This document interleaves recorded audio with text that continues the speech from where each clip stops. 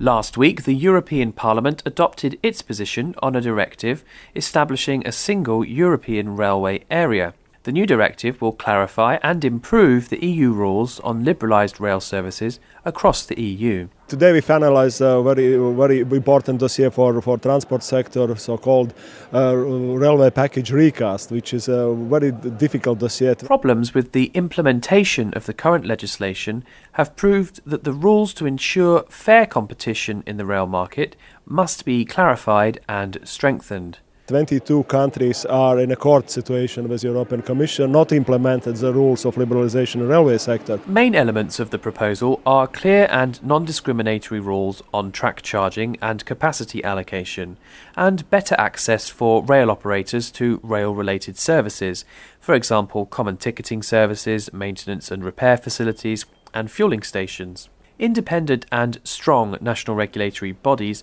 will monitor the market situation and eradicate discriminatory practices. Also, the new rules stipulate full transparency of separation of the accounts of the rail infrastructure managers and rail transport operators who are taking part in a single holding company. However, it will still be possible to finance railway undertakings from the public funding of railway infrastructure. Well, we cannot say that the results of today's vote will really bring railway market to liberalization way. As example, I can give you what does it mean result of today's vote in the European Parliament on this issue. It means that still could be used public money, which is initially aimed to help to develop infrastructure in the railway sector.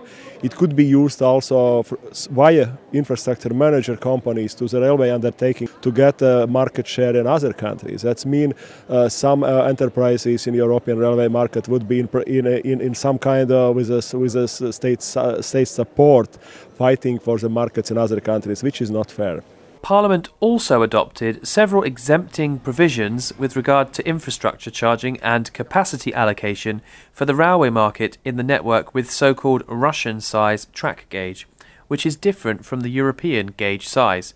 The rail market there has its own geographical and technical particularities, and rail cargo is carried mainly to and from third countries.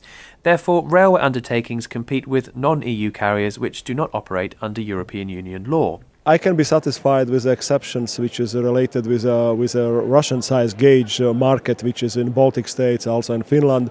There are separate rules. Now the negotiations of the Parliament and the Council on this dossier lay ahead.